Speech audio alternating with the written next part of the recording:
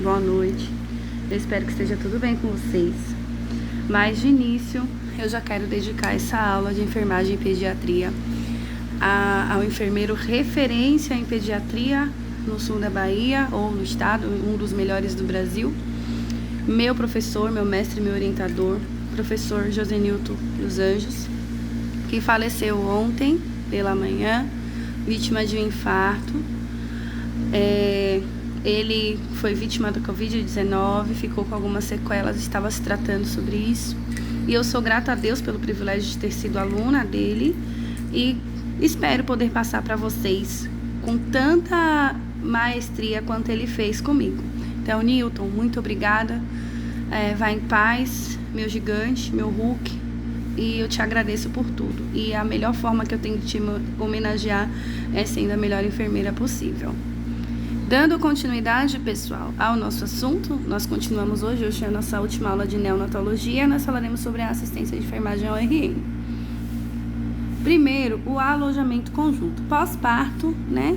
O ideal é que o ORN ele seja colocado em alojamento conjunto, que é a unidade, né, destinada à assistência ao binômio, né, que é mãe e filho. E desde 1970 que é recomendado isso. No entanto, no Brasil, o Ministério da Saúde passou a preconizar a partir de 2011. Por quê? No alojamento conjunto, né, visando a humanização, vai ter a promoção do vínculo afetivo e o estímulo à amamentação, a interação com os familiares, a oportunidade de aprendizado para a mãe. Ela vai poder trocar experiência com outras mães também. E, inclusive, gente, por ter esse contato já direto mãe-filho, reduz o risco de infecção hospitalar. O aleitamento materno, né? Ela é a principal fonte de nutrientes. Gente, nós falamos todos os dias que é importante amamentar, mas as pessoas não amamentam porque não sabem às vezes, né? Então, a amamentação, ela antes de qualquer coisa, ela vai imunizar a criança, ela vai trazer anticorpos para a criança, além de alimentar, nutrir e hidratar. Né?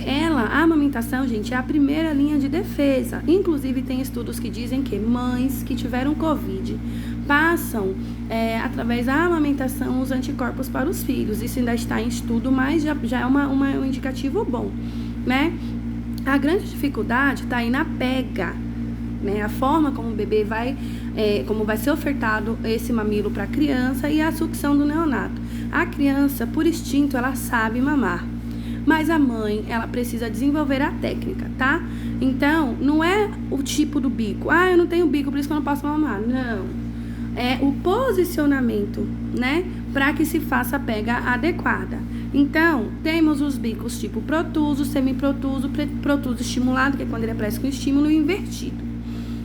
Independente do tipo de mamilo, a mãe pode sim amamentar, tá? Não, por isso que estimulamos o estar em alojamento conjunto. Tá? A assistência de enfermagem em relação à amamentação, gente, o acompanhamento da enfermagem é muito importante, principalmente na primeira mama. Por quê? É isso que vai desenvolver os parâmetros de intervenção, que é isso, a partir daí que nós vamos compreender a mãe, o bebê, nós vamos ver a dificuldade e é isso que vai prevenir agravos como a mastite, o engurgitamento mamário e as lesões, né, causadas pela tração da língua do bebê com o mamilo. Então, é preciso que haja um ambiente confortável, uma posição confortável, né, tanto para a mãe quanto para o neonato. E isso faz parte da assistência de enfermagem, ajudar a mãe a amamentar. Já na UTI NEO, né, a unidade de terapia intensiva para neonatos. Gente, a necessidade da assistência de UTI para os RNs vai de acordo com os parâmetros de classificação, tá? Para o nível de assistência. Então, de acordo com a World Health Organization, né? Eu achando que você fala inglês. O prematuro é todo neonato que tem idade gestacional menor que 37 semanas, tá? O neonatologista vai fazer esse cálculo através da anatomia da criança. A gravidade da prematuridade, ela vai ter relação com a maturidade do neonato. Então, quer dizer que um neonato de 34 semanas, ele é menos imaturo e provavelmente menos grave que um neonato de 28 semanas, tá? E como que nós vamos classificar isso quanto à idade gestacional? Ele pode ser pré-termo, que é menor que 37 semanas, e esse pré-termo ele vai ser subdividido em limítrofe, que é quando é 36 semanas, Moderado vai ser de 31 a 35 semanas e 6 dias, porque com um dia vai completar 36, né? E o tardio, que vai ser de 34 a 36 semanas e 6 dias. E o termo, que é uma criança que está aí de 37 semanas a 41 semanas e 6 dias. E o pós-termos, que é aquela criança que nasce com 42 semanas. Quanto ao peso, a criança com menos de 2,5 kg, ele tem baixo peso. A criança com menos de 1,5 kg, ele tem muito baixo peso. E uma criança com menos de 1 kg, ele é de extremo baixo peso. Então, uma criança de 28 semanas com menos de 1 kg, ele é uma criança de alto risco, né? Extremo baixo peso, com indicativo de UTI neo. E quais são as complicações mais comuns que acometem o RM? A sepse neonatal, que é uma infecção generalizada, né? Quando o micro-organismo patogênico ele invade a corrente sanguínea da criança e provoca uma infecção generalizada, e ela vai ser classificada de duas formas de acordo com a etiologia, tá bom? Ela pode ser precoce, né, que está relacionada aí a fatores maternos, febre materna, 48 horas antes do parto, infecção urinária nas últimas 72 horas se não for tratado, estreptococcus, né, sem profilaxia, bolsa rota mais de 18 horas e infecção no trato genital. Já a tardia, ela vai estar vinculada à assistência de saúde do neonato, né? Prestemos atenção a isso também. No caso de prematuridade, os procedimentos invasivos, né? Como o acesso, o catéter venoso, ventilação mecânica, nutrição parenteral e procedimentos cirúrgicos, tá? Isso pode levar a sepse de neonato também. E quais são as manifestações, os sinais e sintomas? Desconforto respiratório, né? Instabilidade térmica, apneia, distensão abdominal, taquicardia, baixa perfusão periférica, letargia e hipotonia. Todos esses sinais, eles podem estar correlacionados a uma sepse neonatal. Hipoglicemia e icterícia. Gente, hipoglicemia geralmente ocorre quando eles não conseguem mamar, viu?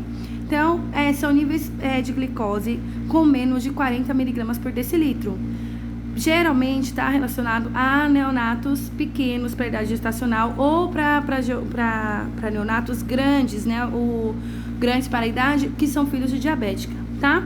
Isso pode causar tremores, irritabilidade, a sucção débil, né? Ele não vai conseguir mamar, letargia, taquipneia, cianose e hipotermia. E já a icterícia, ela é caracterizada pela pele e as mucosas do RN amarelados. Aí depende do grau, né, da zona também de agressão dessa icterícia também para dizer o grau de gravidade. E ela pode ser fisiológica ou patológica. Ela pode ser causada naturalmente, como resposta do fígado imaturo, ou ela pode ser resposta a uma patologia.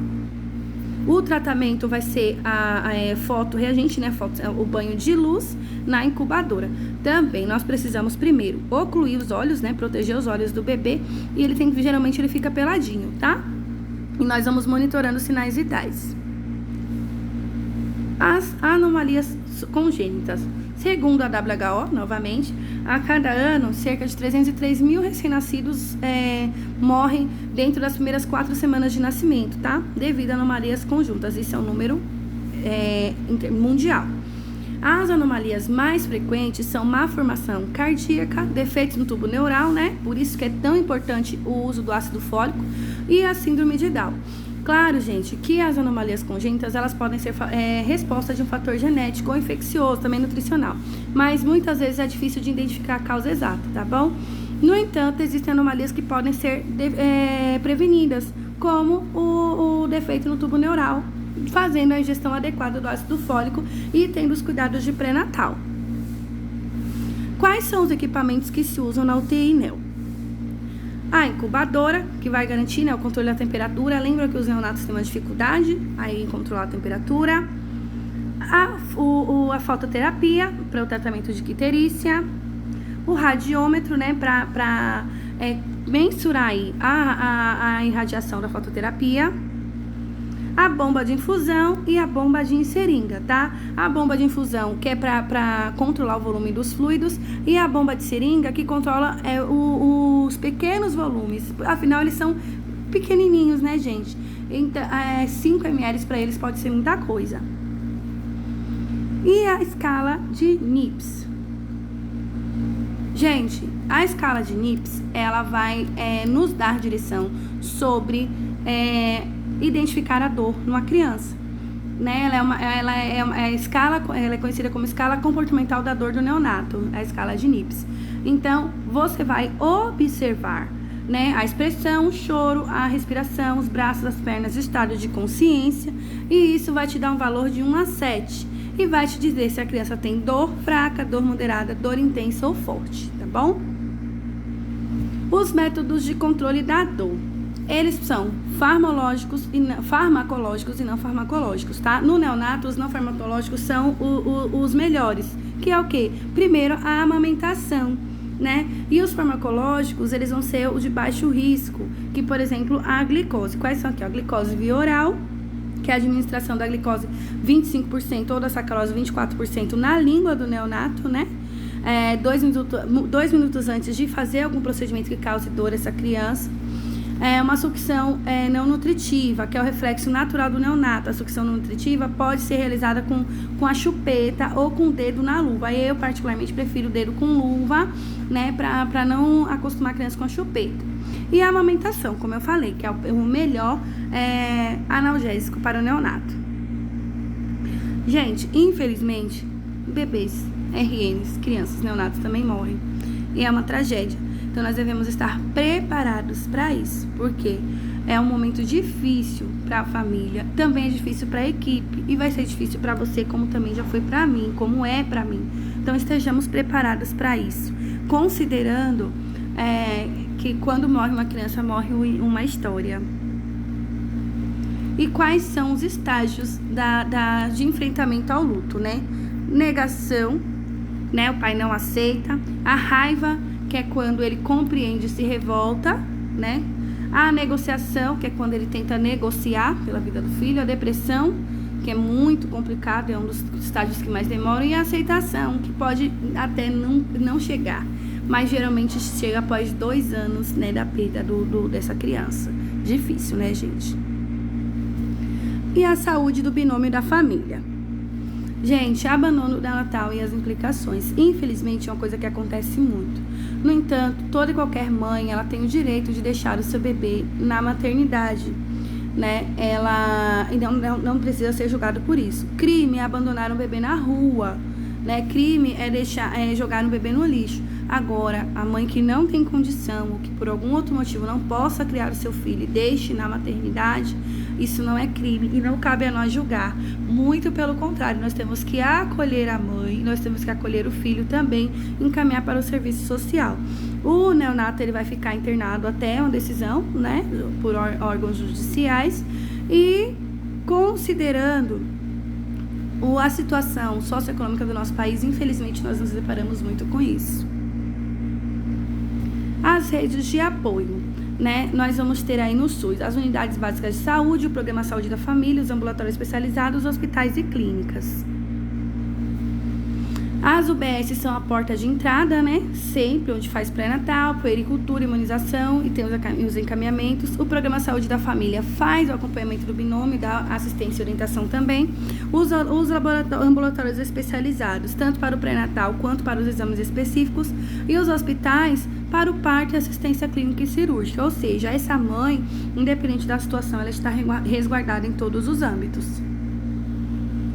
Bem, pessoal, peço desculpas a vocês pelo atraso e finalizo essa aula mais uma vez dedicando ao meu gigante, José Newton. Newton, vai com Deus. Vou sentir sua falta. Todos nós sentiremos sua falta.